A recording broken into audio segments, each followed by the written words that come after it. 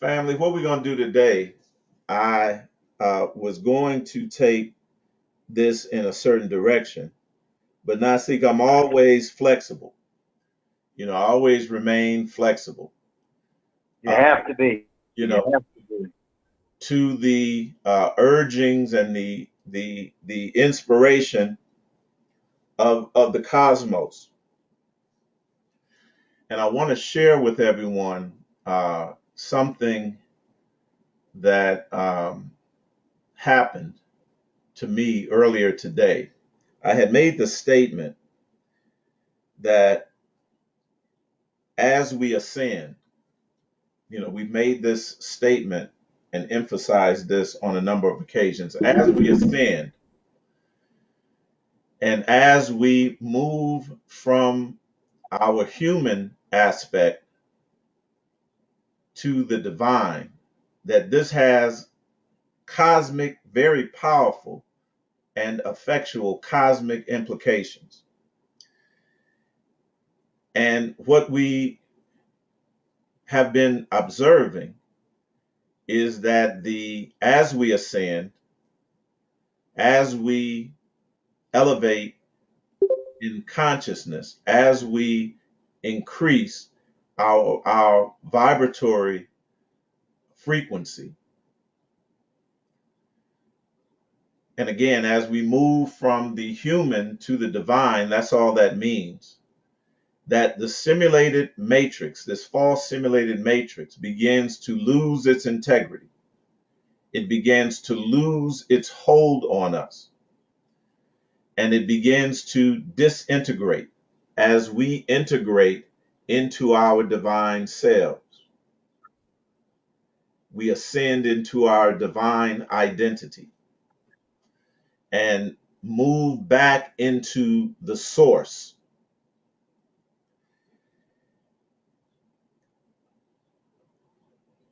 At the same time, there's a movement in the other direction, that the organic reality or the cosmic reality begins to encroach upon the simulated matrix. It begins to flood into it or bleed into it or become or absorb it.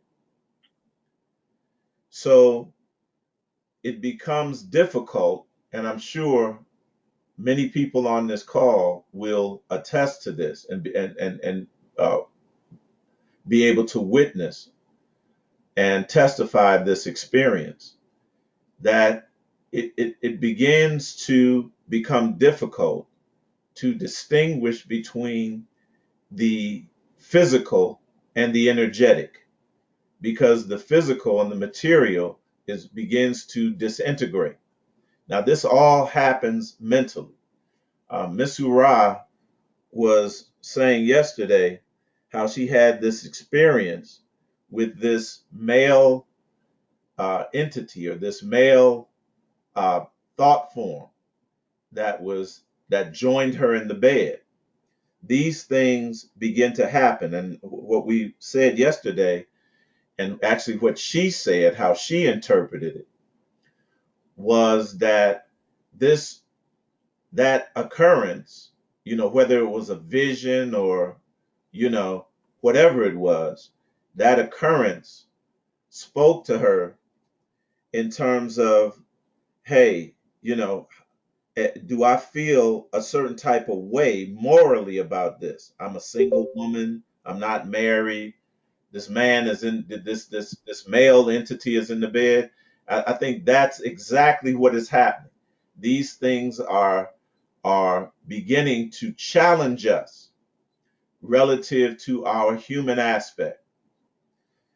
And I said yesterday that I had the same experience, not with, of course, no bearded male figure, but with female energies.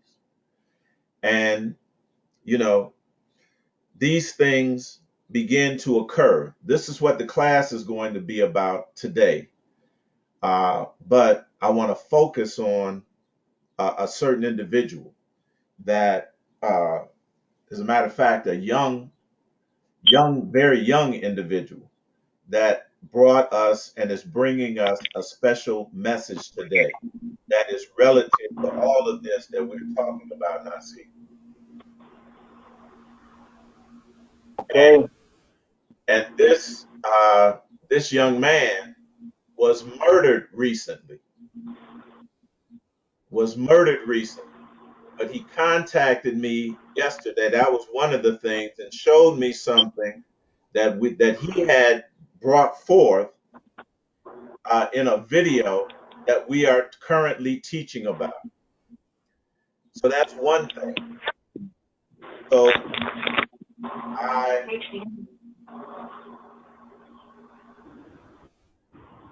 when I just before I woke up, I don't even know if I woke up this morning due to the fact that what I'm about to tell you and what I talk to you about, these us being multi-dimensional beings first and foremost, and how we are beginning to move outside of this physical, material, illusory, simulated false matrix, and how what we would term the spiritual or the energetic or the cosmic is encroaching in on that reality. I'm laying in the bed this morning, and I knew that the sun was rising. I don't know how I knew that, but at some point I knew it. And I have said on a number of occasions that sometimes I fall outside of my physical body. That happens. And it usually happens when I'm in a deep sleep. I could be tired and have done, like some physically exhausting work the day before, which I had done yesterday. And I had come in, taken a shower, and relaxed prior to going to sleep. I had done some yard work and stuff like that. And when I was right before I woke up this morning, and again, I don't even know if I woke up. You'll understand when I tell you. It's like something told me, hey, you're outside of your body again. And usually my energetic body can look over and I can see my physical body laying there.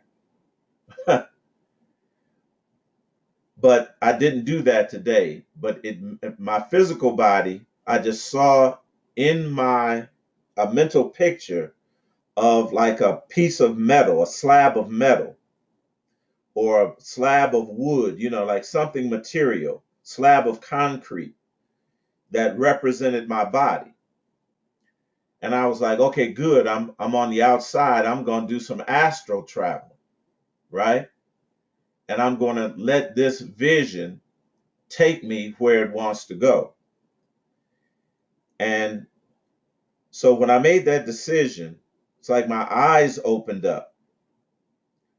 And I don't know, I can't tell you if it was my physical eyes or what, but all of a sudden, it looked like, Nasik, I was looking at a computer screen Uh-huh. with some dark lines on the computer screen. And I asked myself, I was like, do I want to go into that computer? I said, no, I don't want to go into that computer. And immediately, the what I thought was a computer screen was the window in my bedroom. And all of a sudden, I woke up and my eyes are open and I'm looking out the window at the foot of the bed. So I don't know if my body is still asleep somewhere and I'm awake and astral traveling. Do y'all hear what I'm saying? It, the Right. false simulated matrix is starting to fade away. And what that said to me was that I personally, and I believe we as a group, are moving to a place where we are moving outside of the simulated matrix, but we are in the world, but not of the world. we are less in the world. Are you all feeling me? And we are less We in agree. the world, and certainly less of the world. Same. So we are having more, we are beginning to have more of a divine existence within the simulated matrix than a human existence. This is what that symbolized to me. And it wasn't just Yeah. it wasn't just yesterday that this began to happen, but it's been happening as we have been, gradually as we have been ascending. Are you all with me? Yeah. Same. So today we were going to talk about and get back into actually manifesting this divine power. All right. But this young man who transitioned rather violently uh, a few days ago, or maybe about a week ago or so, uh, kind of tapped me on the shoulder and wanted me to share a message with you that he put in a video. And this young man's name, and you probably heard about it, his name is Triple X Tentacion. Triple X Tentacion. That's what he calls himself. He's a rapper. Young brother. Prior to a violent murder that just took place, like I said, a week ago in Florida.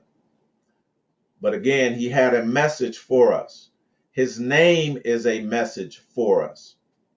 All right. And he just cleverly, the chosen name that he had, he cleverly uh, rearranged that name. And if you look at the video here, you see how he spelled this name. And it is a sigil, family. It is the beginning of a sigil. It is a message even in this young brother's chosen name. And if you look, you'll see the triple X's. Can you all see at the bottom left hand corner?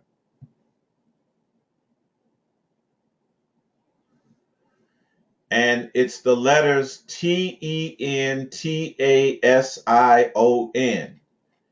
And if you rearrange the letters, you move the A to the front and put another T next to each other. His name is an scramble of the word attention. Triple X attention. All right, attention. Where attention goes, energy flows. Is that not correct? Yeah. Now, the video that you're going to look at is a video that he did of a song called Sad, SAD. But I want you all to look at the video before that he did before he was murdered, and he predicted this. He almost predicted this. And this is the young man right here. And this is a short video. I'm just going to let it play, and then we'll get into this other video called Sad, where at the 4-minute mark, at exactly the 4-minute mark, he has a message for us that relates directly to our teachings. Now, see, this young boy was on another level. Yeah. And these young individuals, these people that have chosen to uh, emanate these energies, these divinities that have chose to emanate right at this last minute. We tend to look at the youth in a certain kind of way.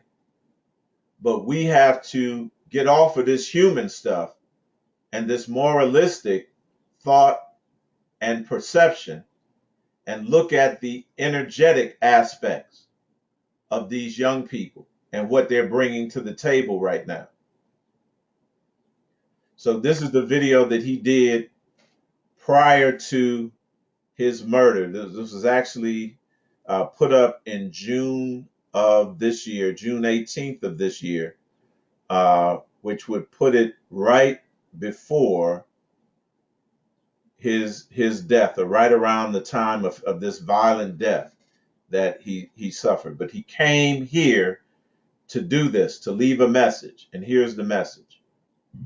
Worst thing comes to worst, I fucking die a tragic death or some shit, and I'm not able to see out my dreams. I at least want to know that the kids perceived my message and were able to make something of themselves and able to take my message and use it and turn it into something positive, and to at least have a good life. I at least, if I'm gonna die or ever be a sacrifice, I want to make sure. Did you hear what this young boy said? Yeah. He predicted what would happen to him. My life made at least 5 million kids happy, or they found some sort of answers or resolve in my life, regardless of the negative around my name, regardless of the bad things people say to me. I don't give a fuck, because I know my goal in the end, and I know what I want for everyone, and I know what my message is. So I just wanted to say I appreciate and love all of you, and I believe in you all. Do not let your depression make. So this young man was a mental health advocate, and we misdiagnose when, like this term freak that we talked about. When we see people not acting, human, we diagnose them as mentally ill. When we see Yeah, them, right. when we see them Right. not conforming within the confines of the simulated false matrix, talking a different way, acting a different way, behaving a different way, thinking and perceiving a different way, we automatically label them crazy. Right. We automatically label them freaks, not according to the definition that we that we went through yesterday, but according to our own human perception and mental thought. When they act illogically, when they act irrationally, when they act unreasonably, we automatically say Yeah. that they Yeah. are crazy. Yes. They Yeah. are that they That's the are program. right. That's the programming running. All right. Mm-hmm. But this young brother knew something, and I'm going to show you the extent of his knowledge with looking at this video. And this is ingenious. And you all see his name again right here on the screen. It says written and creative directed by XXXTENTACION. And again, if you would take the A in Tentacion, move it to the front, move the T next to it to the front, you get the word attention, or attention. All right. And the XXX, I'm going to show you that this young brother knew exactly who he was, exactly what the message that he was giving, because he wants this to be out there. He wants this to be before us today, because this is going to expand his message that he left primarily to the his young peers, and the young people of this next generation, but he left for the world as well. All right. So I'm going to play the video.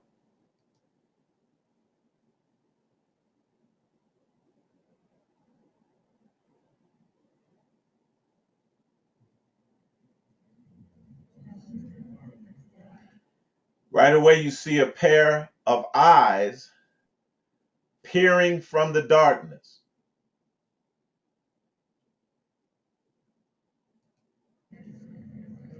Says hello.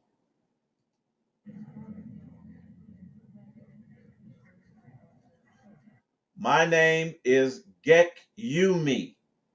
Gek Yumi or Geek Yumi. You me. This is you me. You and me. Me and you.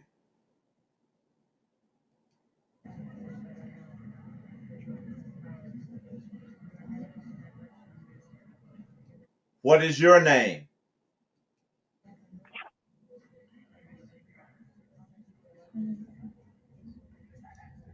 How old are you? For those that can't see, I'm reading there's letters that are words that are appearing. What do you call that? That are appearing on text that is appearing on the screen, huh? Caption. Subtitles that are appearing on the video. You're just seeing this blackness and these eyes peering out, these human eyes peering out from stark blackness. How old are you? Why are you watching this video? Question. Why are you watching this video? Now the scene shifts to total darkness and the words are, okay. Why are you watching this video? Okay.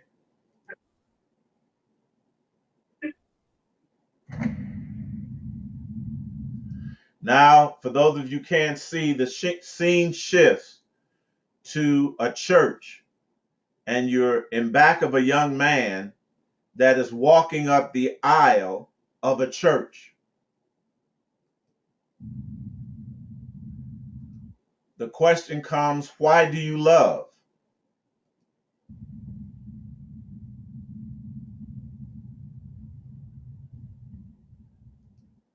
Now, why do you hate?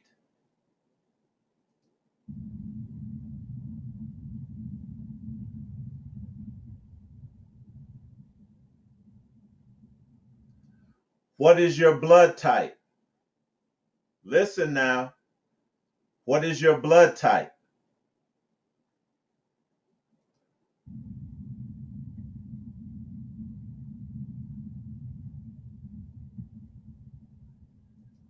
Birth, time, and place. What is your blood type? Dark beings, divine beings. What is your birth time and place? What's your blood type? What is your birth time and place? Where and when did you emanate into this physical false matrix of reality? This is very, very high stuff.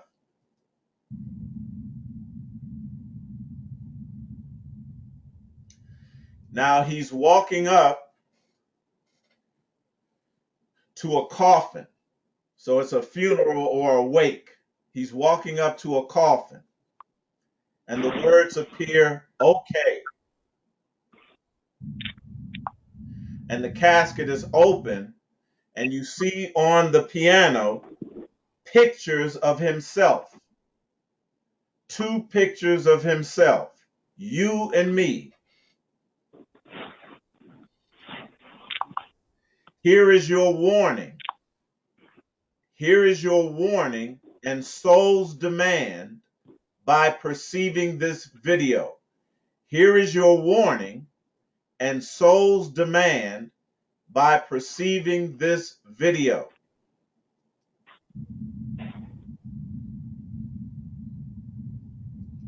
If you are watching, you are subjected to a segmented piece of my creative aura and wishes.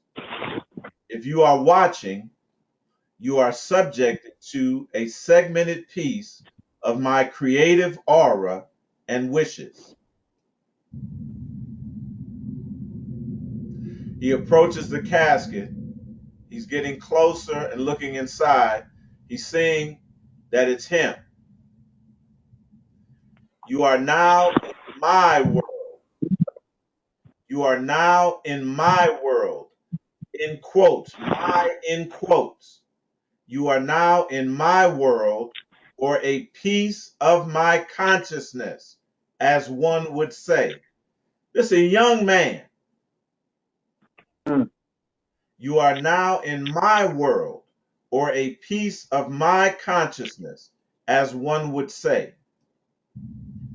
He's walking up, he's close, he's looking in. He pauses. Now the scene switches to a dark room where he is sitting with his hands folded, elbows on his knees and his head down. And before him is a dark, shrouded figure with a black hood on and a black garment on that comes down to his ankles. That's standing before him. Now again, this is a piece of his consciousness. Here is my demand. That's the figure addressing him. Here is my demand.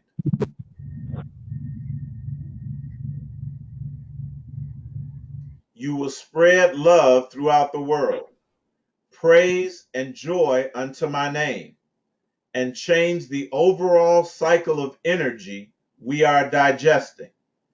This young boy wrote this. Change the overall cycle of energy we are digesting. Now, what did we say that gods eat? That the divine eats, not solar energy. Right. That's what the world is digesting. Right. That's what the world is digesting. But cosmic energy, higher vibrational frequency, higher energy, more complete, more pure.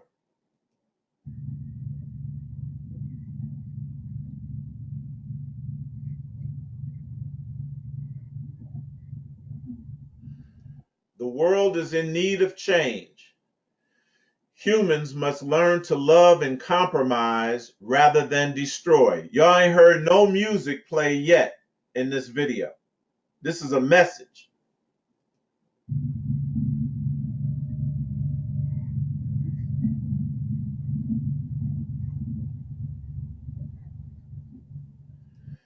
Blessings be upon those who have come to this visual presentation with good energy and love rather than malice.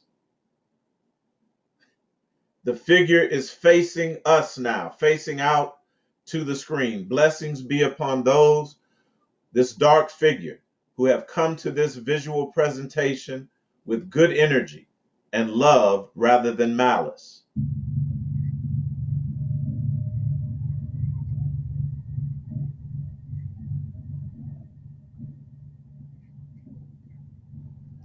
And those with negative intent, thank you. Your energy has been transmuted, has been inverted, has been what? Converted, has been reversed in the amount of time that you have taken to give your energy. This is too much. Huh.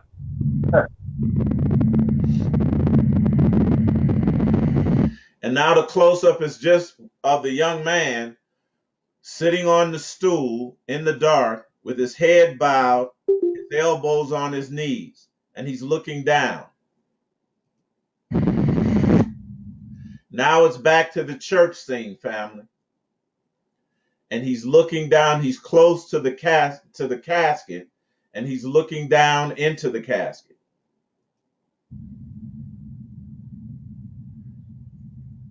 He comes up close, leans on the casket, and the dead man that he thought was dead comes alive and tries to grab his throat. The music begins to play. The supposed corpse steps outside of the casket as he backs up. He takes his cap off. Everybody knows that if you're a scrapper, they know what that means. Y'all getting ready to go at it. He takes his cap off, throws it to the side, and they start to fight in the church.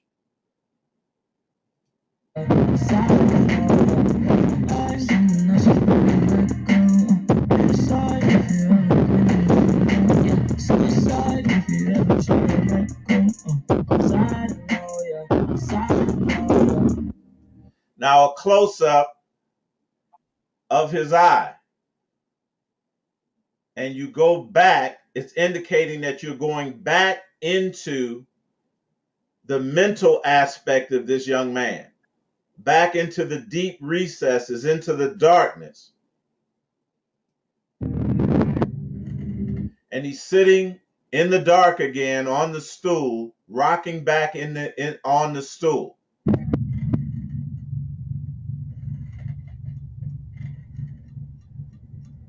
Then Yadiel, a pocket watch flies out of the darkness, indicating that time is an illusion. It is just something, Nasik, a construct of the mind. Yes, yes, yes. Construct of the false matrix. Yeah. And it flies by. So now the fight continues on outside, where he throws this figure, and he got the upper hand on it, and he's throwing the figure through a door. And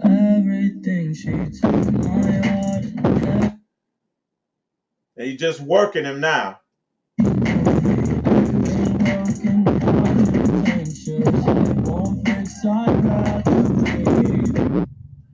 And he stomps him, he knocks him down, he hits him a couple of times, Nasik, knocks him down and stomps him. All right? And the frame goes black. It goes black, completely black. Now we're back. We're back inside in this dark room. And whereas the figure that was standing before him, that was shrouded with the hood from head to toe, was standing on the left side, the frame is inverted. Now he's sitting to the left side and the figure is standing to the right. Can y'all see this, family?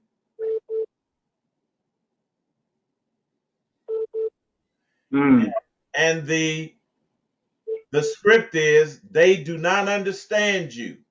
Do you not fear? They don't understand you. That's the question for, do you not fear?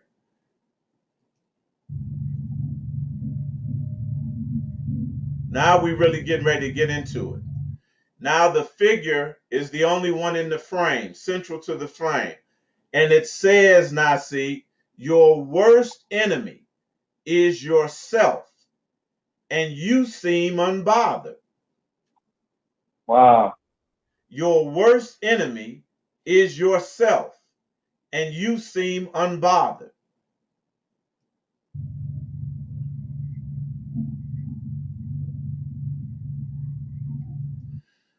Though you cannot pretend, you have walked through life unscathed. Now, I want everybody to write something down at this point. None of us, don't write this down, but I'll make the statement. None of us have walked through this life unscathed. And the aspect of us that records Nasik and represents our experience within the simulated matrix, within the physical reality, is what we call the ego. It is the false self. Absolutely. It is our persona, and it is our worst enemy. We are deadly enemies.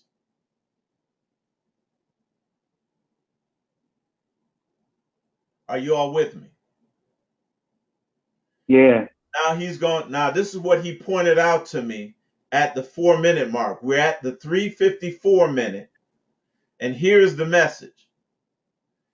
So all of our experiences, bad, good, or indifferent, make up what is called our persona or our ego. That is the false self. That is the little u, Y-O-U. The little u, Y-O-U. The capital Y-O-U, or better, the capital Y, capital O, capital U, is your divine self. Your ego and your persona is your worst enemy. It is everything that is human about you. We're going to go to the Adam and Kava story, all right? Right after this. Though you cannot pretend you have walked through through life unscathed.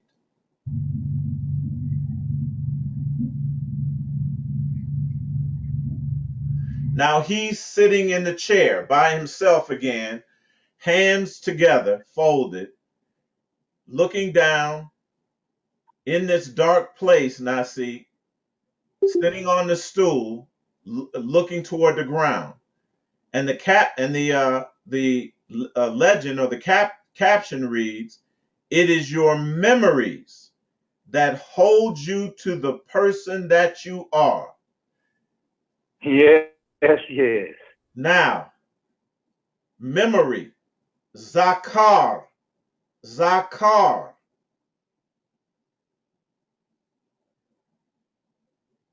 means memory. In the Right. scriptures, it is translated as male. This brother was on something else, Right. message. He had a message for the world on what we need to do to make this world better. And it's not fighting someone, Nasi, outside of ourselves. There you go. It is conquering your worst enemy, and that is your ego. That is this humanity. This is the message that we've been bringing forth nonstop and emphasizing, especially over the last 5 or 6 videos that we've been doing. But it's been a constant emphasis. And this brother has done a genius work here on all levels. It is your memories that hold you to the person that you are. It is your memories that bind you to the logos, to the logical mind, to reason, to rationale, to human thought and human perception.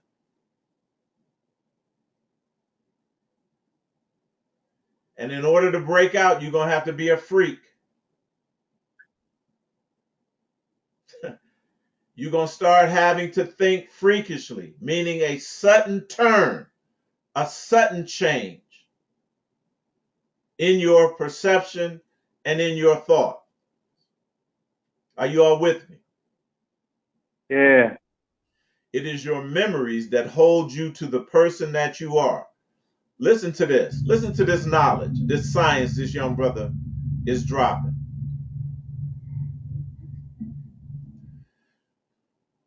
To amount to the light you can become.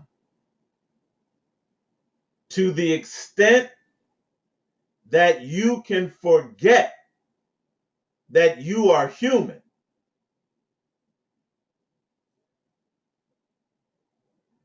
will amount to the light you can become. Is this something else? Add something else.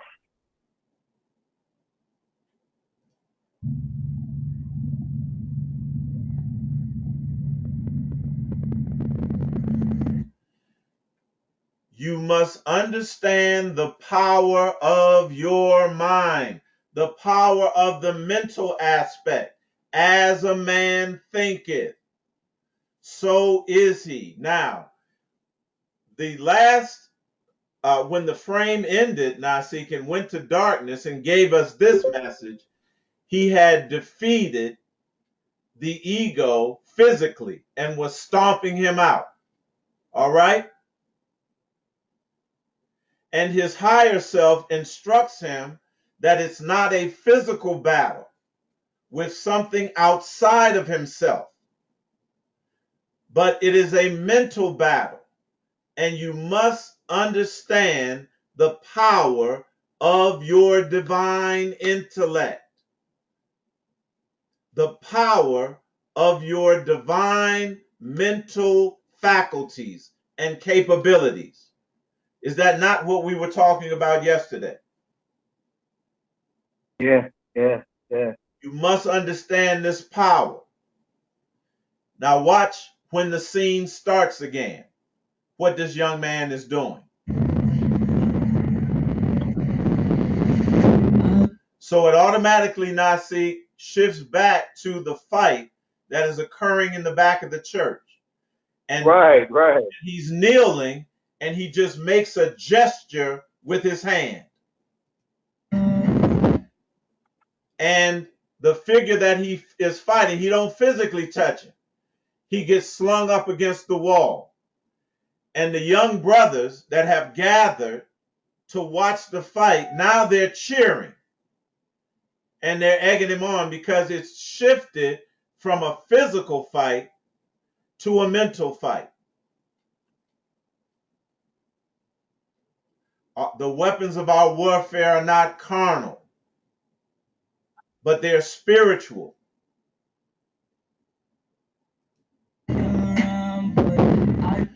Points back the other way.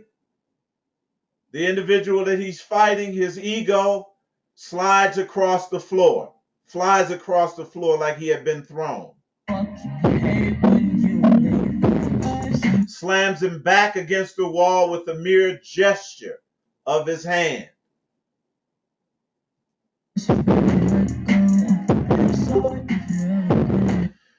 The people that are gathered, the young people that are gathered, Nasik, are cheering to witness this. And now the persona, the false persona, is lying there, prostrate.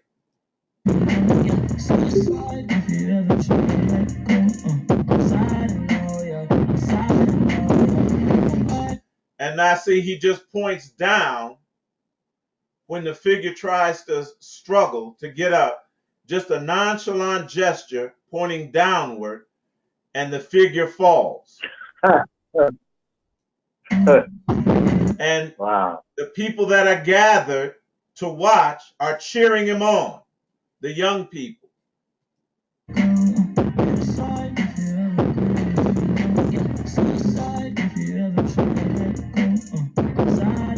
So now the figure is defeated, and he stoops down and just looks at it.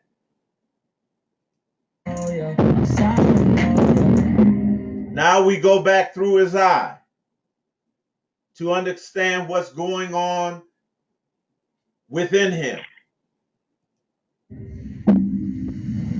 And it goes past him into the subconscious region, which is full of light.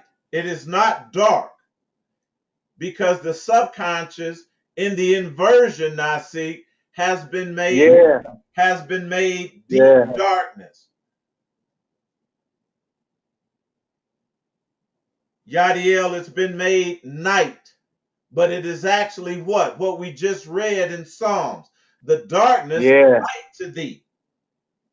Same thing. Darkness Right. and light are the same thing. Dang. This brother's on something else. Right. Now Nasik, he's in an all-white room, kneeling down and placing the dead corpse. Now that he has defeated it, he's placing it down before his feet in this all-white room. He stands up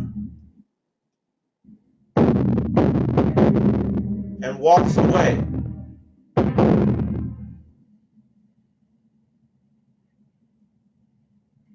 And there's a letter with some paper on it. I'll get to that a little bit later. With some writing on it. That's awesome. And it blows away. Wow. Now he's back seated on the stool facing us again in the same position, head bowed with his hands out in front of him, elbows resting on his knees. You have done well at battling yourself. You have done well at battling yourself.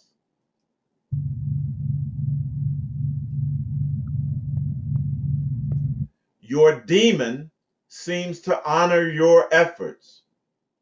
Now, what do we say about demon? Yeah. That there's no negative connotations. It just means the other side of you seems to honor your efforts. That is your genius. Your demon is your genie, your genius. Yeah. That magical part of you that is giving what? Approval to the fact that you have what? Defeated your ego, defeated the false persona that relates to your humanity only.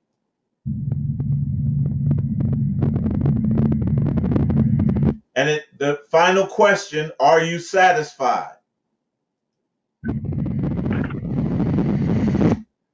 He gets up, stands up, everything goes dark. This young man knew that he would be here on a short time, for a short time, and wanted to deliver, Nasi, a very high level message Very high level. to the world and to us and to the youth who are going to be ultimately, Nasi, fighting this battle. Yeah. Yeah.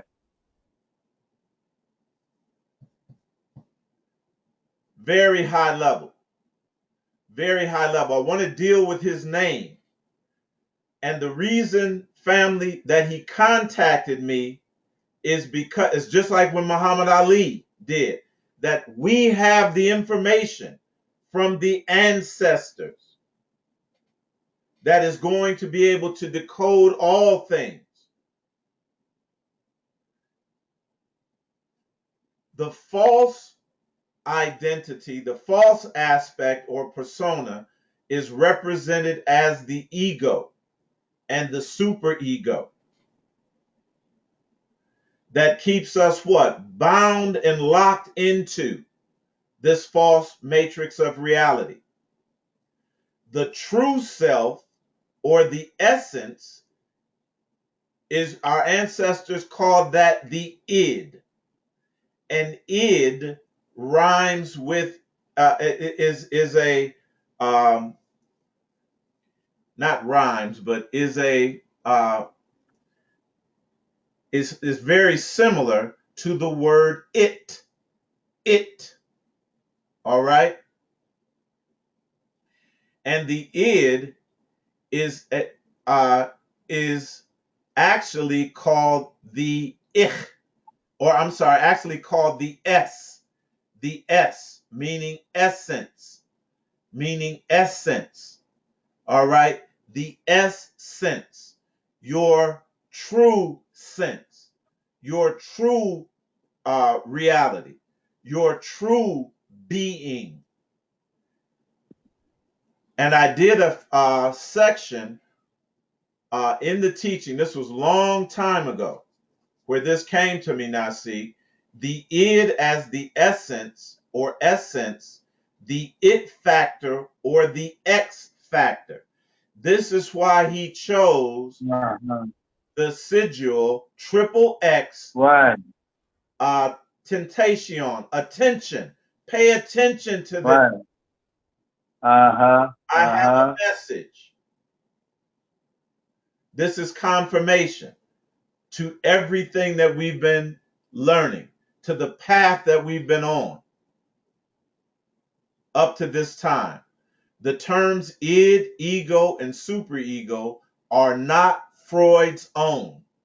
They are Latinizations by the translator James Strachey. Freud himself wrote of das Es, das Ich, and das Über-Ich, respectively, the it, the I, and the over-I, the I above.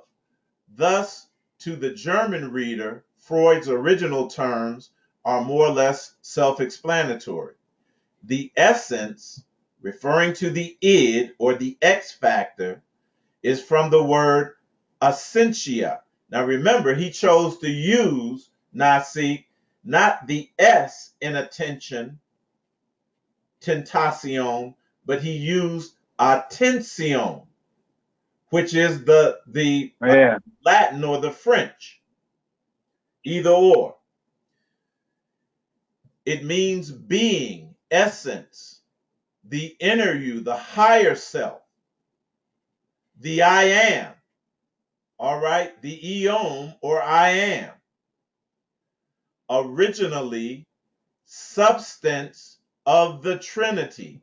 Originally, the substance of the Trinity. The Trinity family being represented by the triple X's in his first Yeah. name, the name he chose. The general sense of the basic element of anything.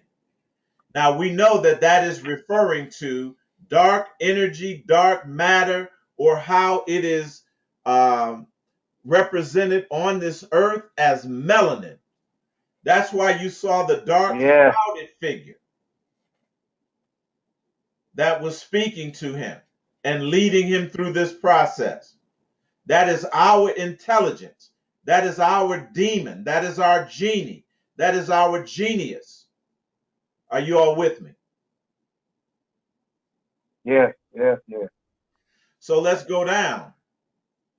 This term it, that is related to the word it, and the word ich, the word ich related to the ego and the superego. When you reverse it, ich, you get the word chi. You get the word chi, C-H-I, or I, and when you invert it, rather, not reverse it, but you invert it, you get the word ich from chi. And we all say what? Yochai. Yochai. Yochai. Yeah. How many times do we say it? All the time. 3 times. We say it 3 times in a row. And we are actually saying, if you were represented, you would be saying XXX. Come on now. Mm.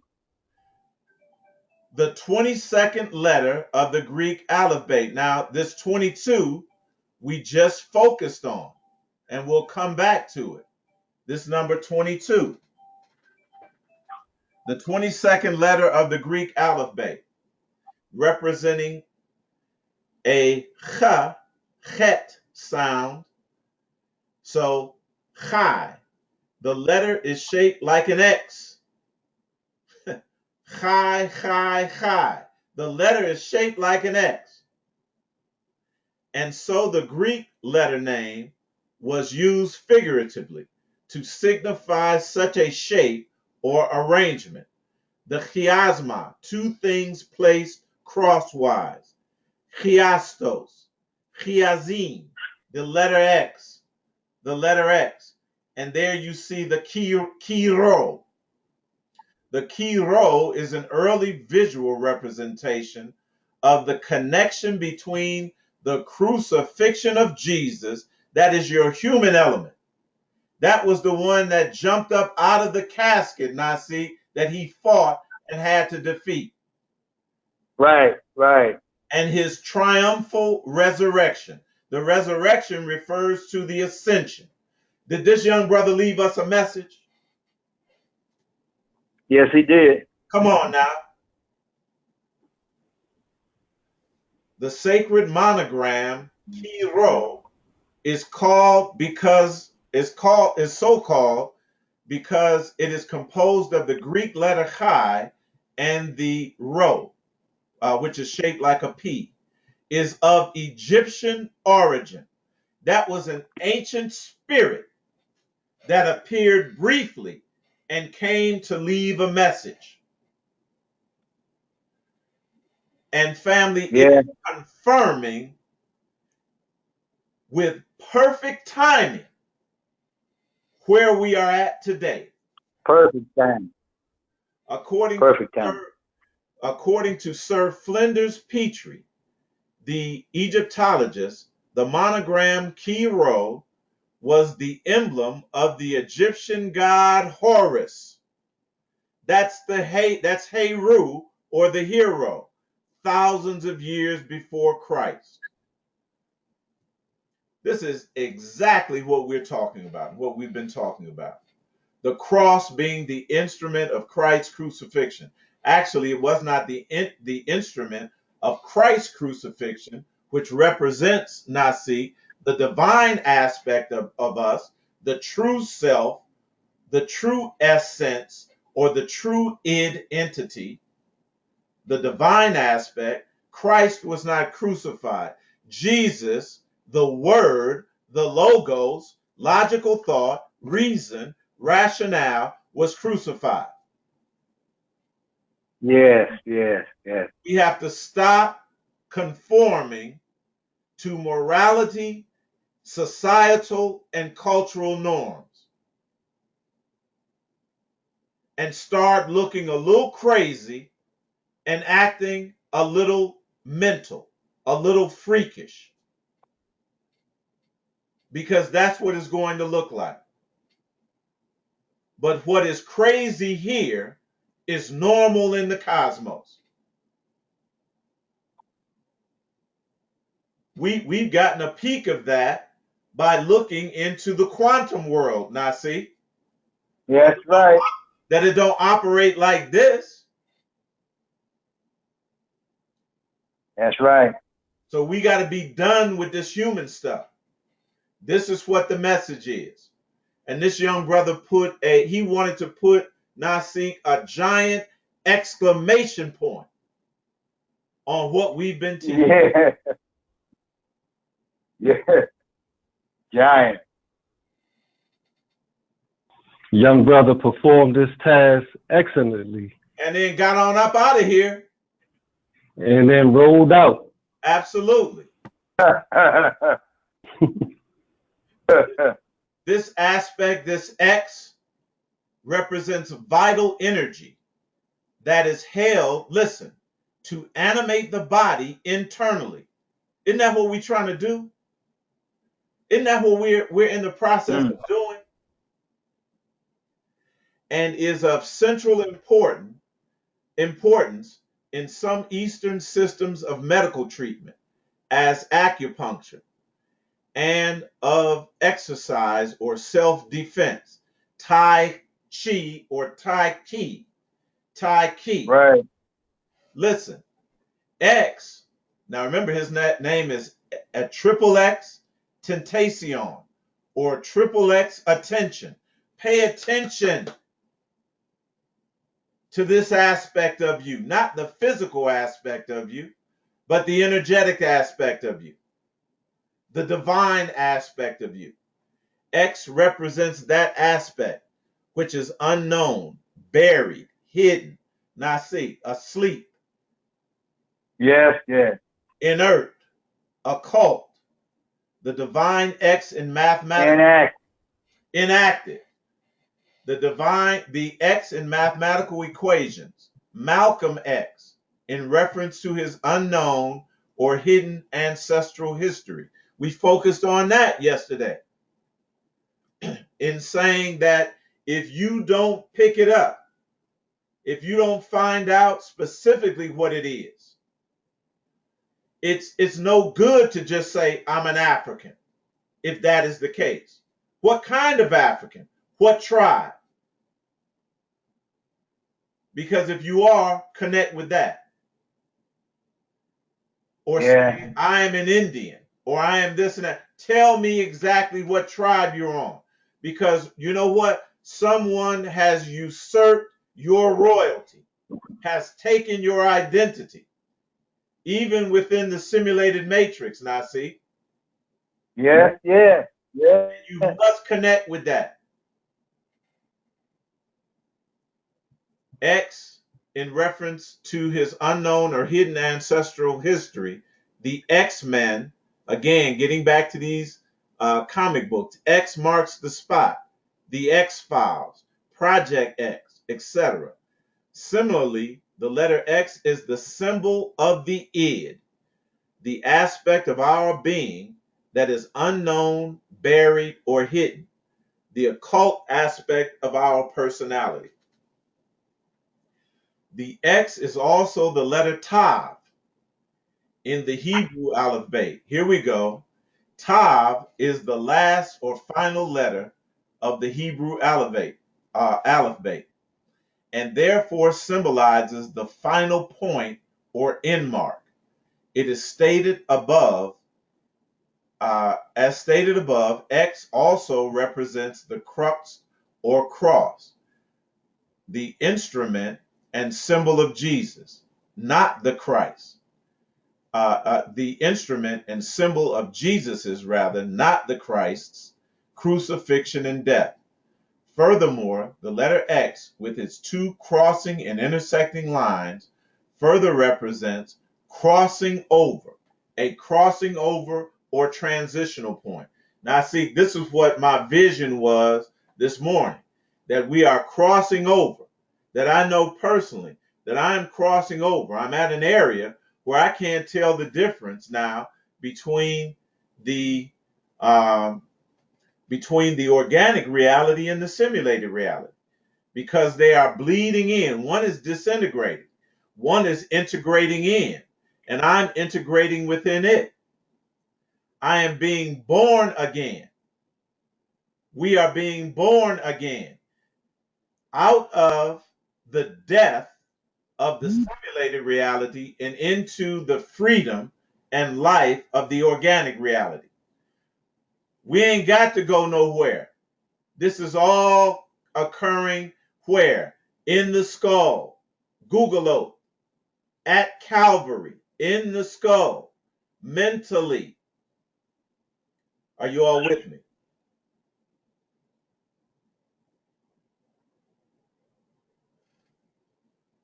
This represents a crossover, a transitional point. That is the end, death of Jesus, the human aspect, and the birth of Christ, the divine aspect. Thus, in terms of the occult symbology, the crucifixion of Jesus, again, not the Christ, is emblematic of the sacrificial. Didn't the brother say, if I was sacrificed?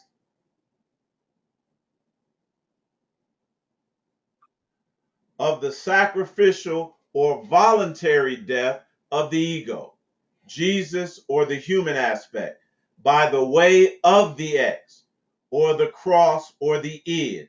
The id was the one that was battling and that eventually killed the persona, the false aspect. that came out of the what? Coffin. Is that clear? Absolutely, Eitai. Young brother wasn't really no young brother like that. That was an ancient spirit that Kane, showed yeah, definitely. Definitely. up to give us a message and then get on out.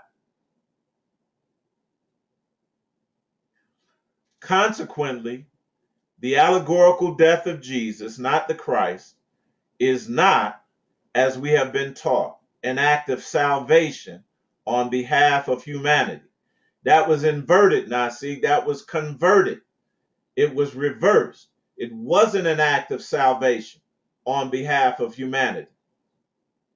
The id wants to kill every aspect, every speck of your humanity and stomp it out.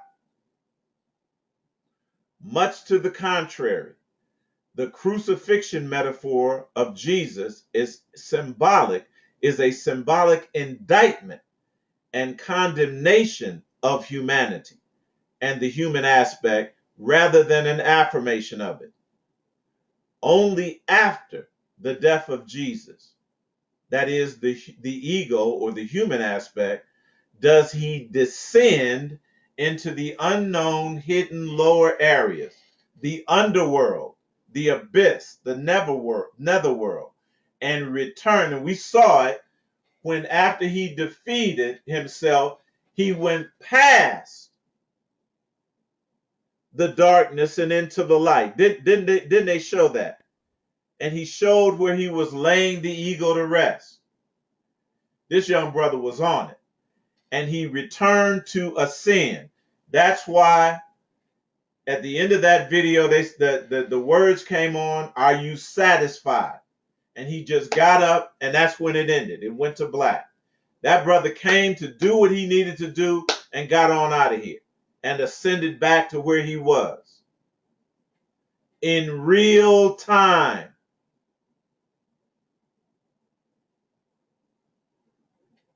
Ascended as the resurrected Christ, the real id entity, the whole man, and the true self.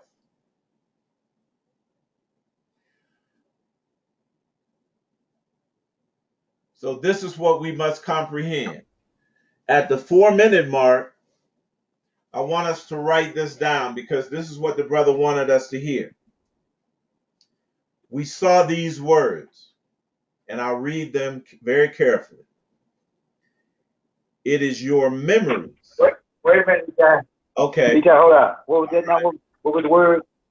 The words are, it is your memories that hold you to the person that you are. And put a semicolon there.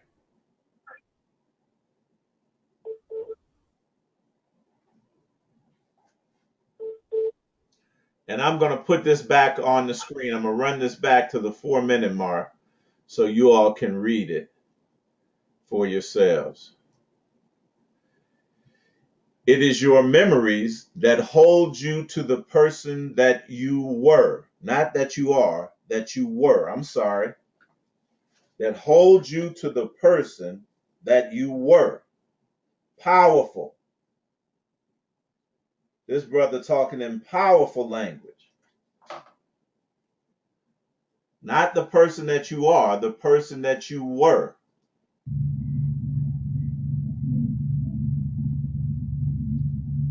Put a semicolon there.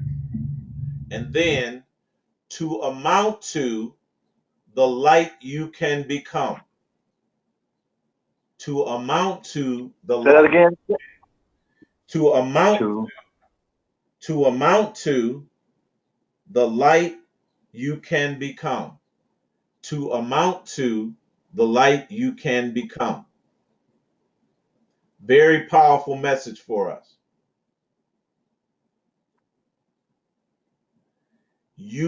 That's why Yeshua said, you are the light of the world. But now see, we can't keep our light under a bushel. The bushel No. The bushel is our humanity that prevents our light from shining to the fullest. We got to dead that humanity. Human thought, logical thought, reasoning, rational thought, human perception. Now, when we go, Hey, yes, now see, the gentleman that you showed me on the phone when I came in yesterday, Joe Dispenser. Joe Dispenser. I listened to him on my way into work today, and this is exactly what he was talking about as far as the memory. Our memories is our problem and it holds us back from being who we are. Exactly what he was talking about. Do y'all see how perfect this is? Do y'all see what we're involved in?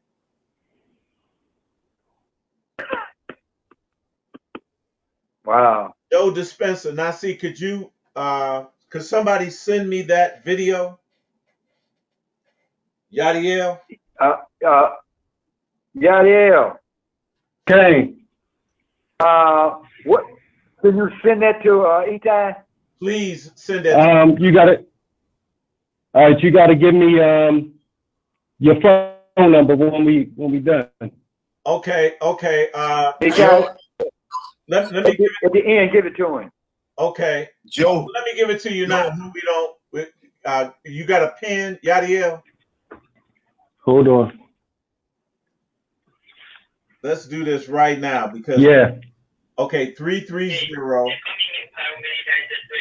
330. And let me pause. At this point, we're going to take a look and at this and dissect this statement that the young brother made in that video. It is your memories that hold you to the person that you were. It is your memories that hold you or bind you to the person or the persona that you were. And again, allegorically, this was represented by the three allegorical characters, again, personifications of concepts, greater concepts and ideas, the three characters in the Genesis creation narrative. It's an allegory.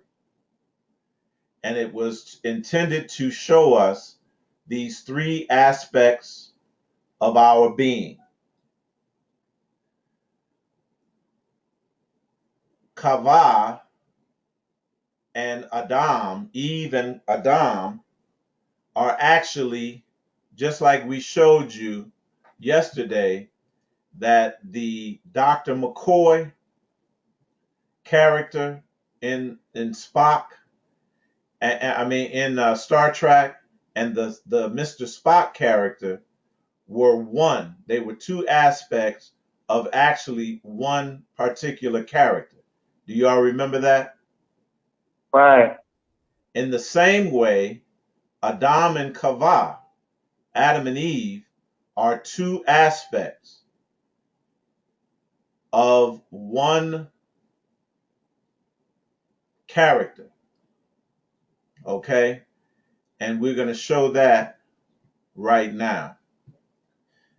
Adam and Kava were created male and female, correct? Right. Now, with dualistic thought, now see, you're going to see that as separate.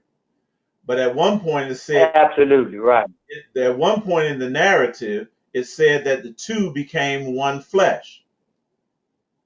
Right. And that was instructive for us not to think of these things as separate, but to think of them as one holistic unit.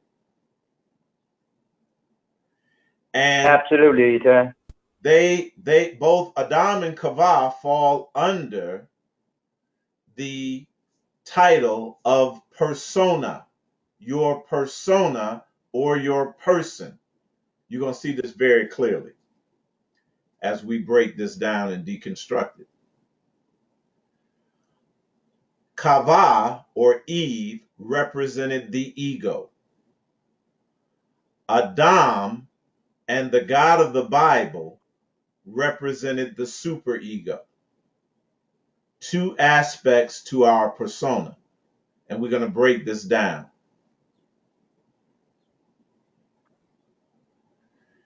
Now, remember the id, that hidden part of us, look, was always demonized as the serpent, right?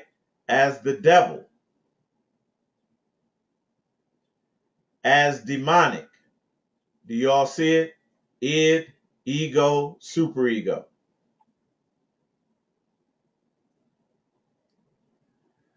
So let's break this down, starting with Eve as one aspect of the ego.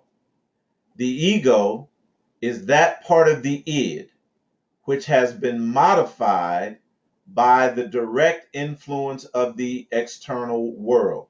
You remember the part of the video where he said that you've not gone through this world unscathed. The ego just records, Nasi, and experiences our contact or our interaction with the simulated false matrix. Okay, gotcha. And we believe that that is who we are, that is all to us. And we make statements like, well, you know, Eitai don't like this, and Eitai likes that, and Eitai wants this, and Eitai don't want that. All of that is false. That is just related to our humanity and what we've experienced in this so-called external, which is illusory. All of this stuff is happening inside of us mentally, but what we perceive as an external reality. That is the false matrix. Are you all with me? Yes.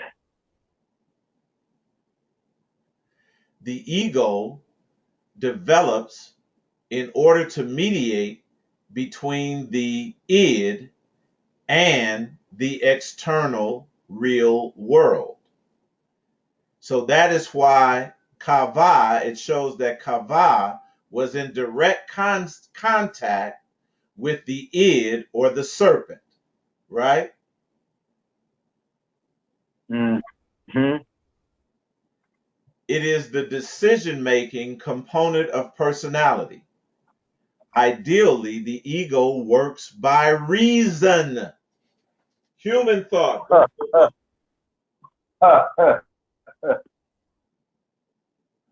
Whereas the id is a crazy, freaky nigga. Chaotic. Totally unreasonable. Why you got your pants down like that, bruh? Below your butt. That looks crazy. Why you got your hat on backwards? Why you got your clothes on backwards? Why you wear those colors? Why you say that word like that? This is the proper way to say it. Why you cussing? Why you doing this? Why you acting up? Because divinity is chaotic. It is not controlled by laws or by rules or morality at all, or what you think is proper behavior.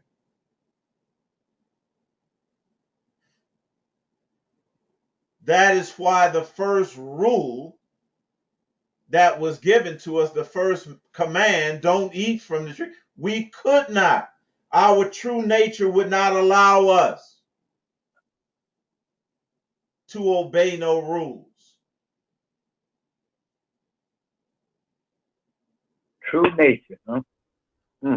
what follows is an example of the ego, kava, mediating between the id, the serpent, and the external real world, which is the simulated reality in the allegorical Genesis narrative. And the woman, ego, said to the serpent, id, we may eat of the fruit of the trees of the garden. Indeed, yeah, we can eat from them, but of the fruit of the tree which is in the midst of the garden, God hath said, ye shall, the superego hath said, ye shall, morality hath said, ye shall not eat of it, neither shall ye touch it, lest ye die. What did the serpent say? You shall not surely die. We're going to get to that. Y'all see how this operates? Mm-hmm. The ego operates according to the so-called reality principle. In other words, it's governed by the simulated matrix, and now see the thought pattern that dominates the simulated matrix, called the logos, which is the mind of Jupiter, right? Right. Which is the logos, reason, rational thought, working out so-called realistic ways of satisfying the id's demand. In other words, it's dominating. If we let it stay that, it's going to dominate your divinity, often compromising or postponing satisfaction to avoid negative consequences of society. The negative, you worried about what everybody else gonna think of you.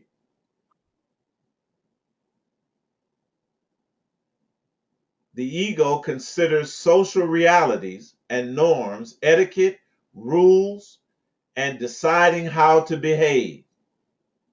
Are y'all seeing this?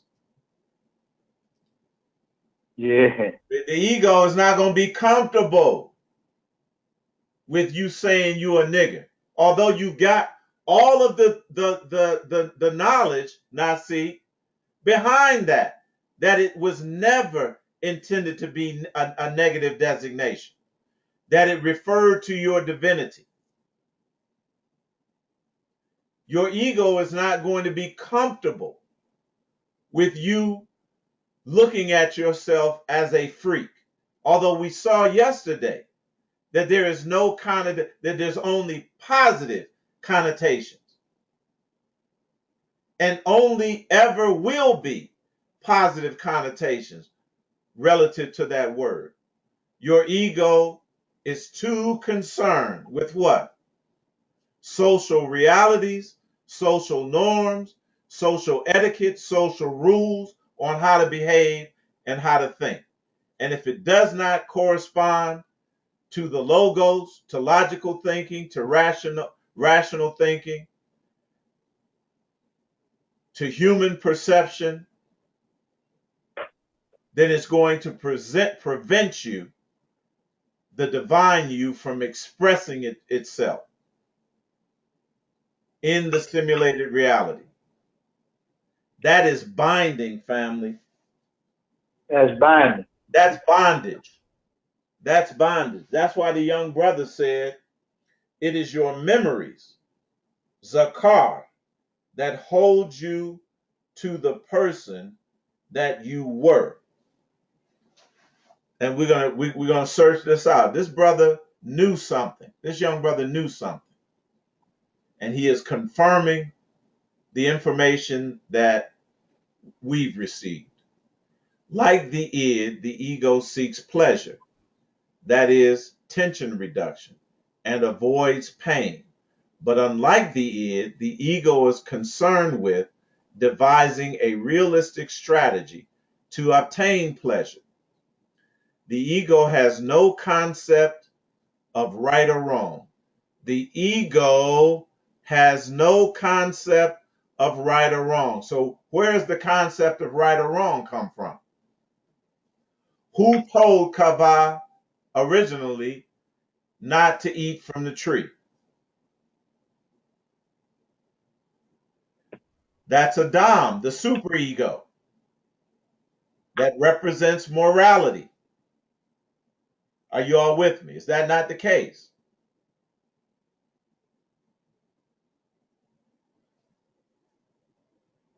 Are we still there, family? Can, Eitai, we are. All right, good. Adam, the ego, Kava had, or Eve had no concept of right or wrong until the superego, morality, represented by Adam, told her, you can't do this, you can't do that. Something is good simply if it achieves its ends of satisfying without causing harm to itself or the id. That's why the id had to say, no, you can't die. That was your higher self speaking to your lower self. Therefore, in the Genesis allegory, the serpent, that is the id, had to convince Kava, the ego, that neither she nor it would be harmed, that is, die, as a result of eating the so-called forbidden fruit. And the serpent said unto the woman, ye shall not surely die. Don't worry about that. For God, that is the moral self, the logos that was dominating over the simulated matrix or the garden, doth know that in the day ye eat thereof, what's going to happen? Your eyes shall be open, and you will be as the gods, the Elohim.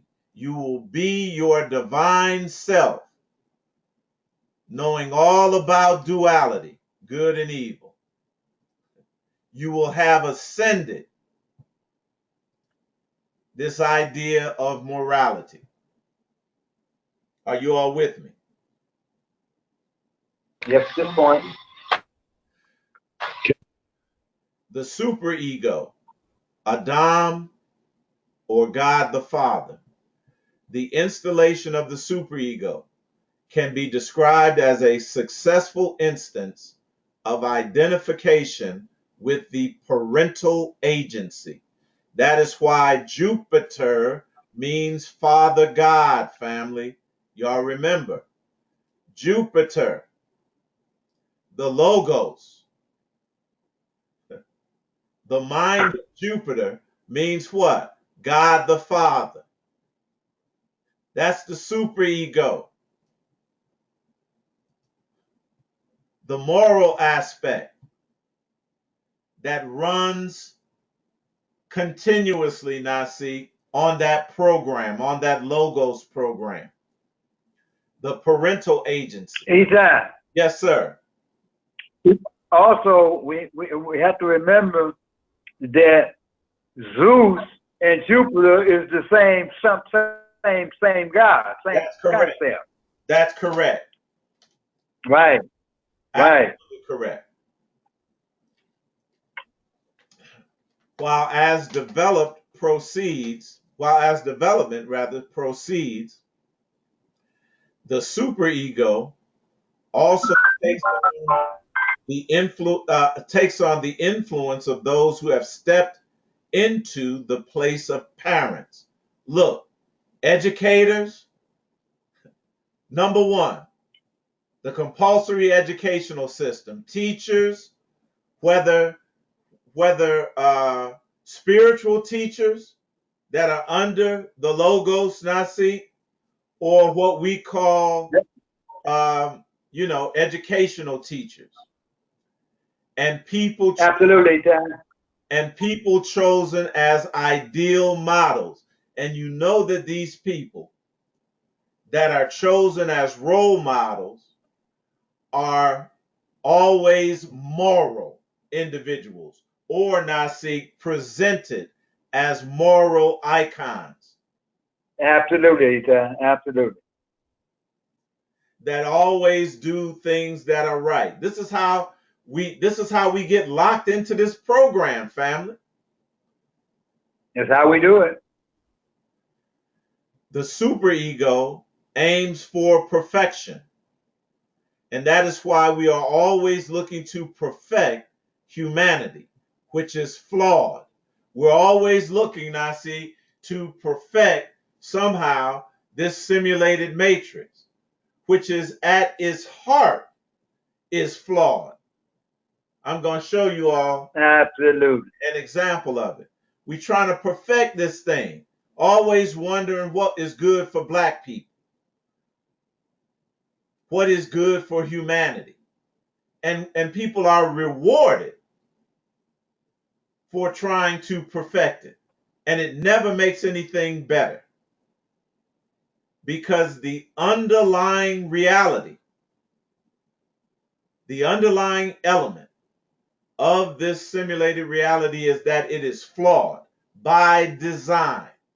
Flawed by design. Right. All you gotta do is open up your eyes and look. It forms the organized part of the personality, mainly but not entirely unconscious. That includes the individual's ego ideals and or spiritual goals. So that sums it up right there. Also, the superego controls the sense of right or wrong, good and evil, and guilt, morality. It is false, now see, it's false. It's not the real us. That's true. That's absolutely right. The sooner we realize that, the quicker that we will do what? Reveal our divine light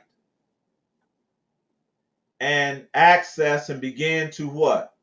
Demonstrate and materialize this divine power that we are. I'm going to show you all an example. I posted this on Facebook today. I posted this on my site. And this is going to be a picture, just a graphic picture of how profoundly flawed this reality is, just on every level. And it's a picture that was taken in Australia. And now see, it shows a scene on a seashore. And what you see on the shore in the background is a shark.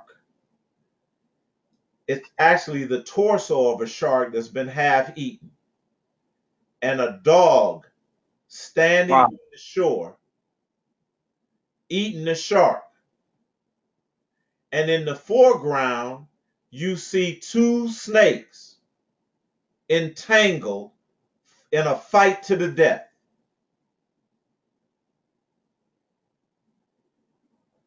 Now, what is governing them?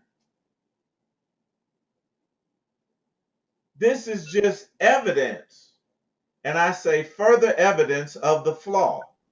We inhabit a profoundly dualistic reality, quote unquote, that is profoundly harsh and that is characterized, defined by extremely fierce and never-ending deadly conflict, conquest, competition, and struggle on all levels. Now, you're gonna tell me that you're gonna create some institutions that are divine, that are designed to perfect mankind. Now, see, and I know what happened. And right outside that institution is two beetles or two ants, a red ant and a black ant, fighting it to the death. Total chaos. Total chaos. Come on now. This external world is flawed. We designed the so-called external world or false matrix is flawed. And the true enemy of all of us is the superego and the ego.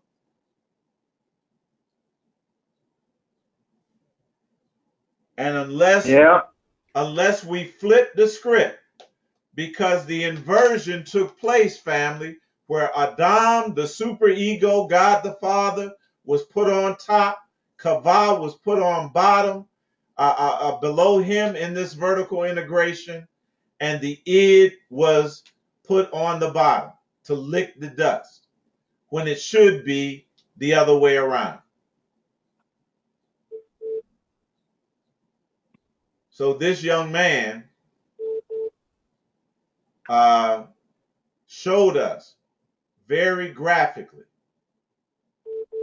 where the fight should take place.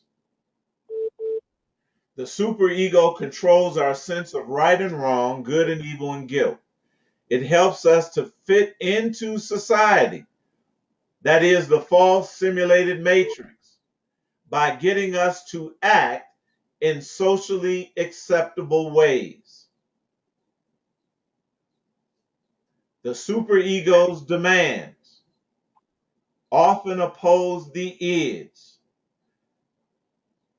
So the ego sometimes has a hard time in reconciling the two.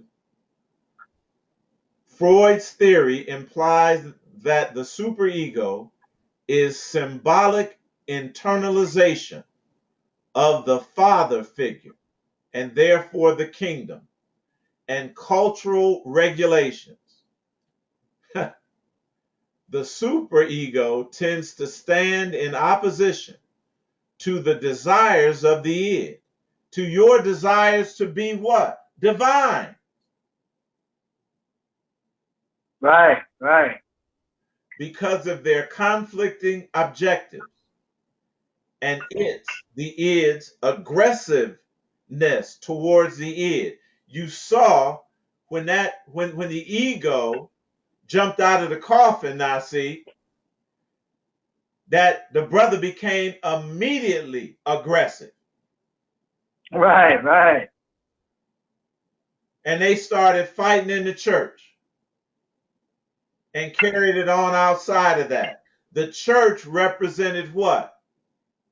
That moralistic aspect of us. That's what it did. The superego acts as the conscience, maintaining our sense of morality and therefore humanity and prescription from taboos. I think that says it all, family. This is what the young brother wanted us to focus on, the message that he wanted to give not only us, but to give the world. I guarantee you that the individuals that were able to interpret this thing and to decode it, as we have done so today, that list is very short.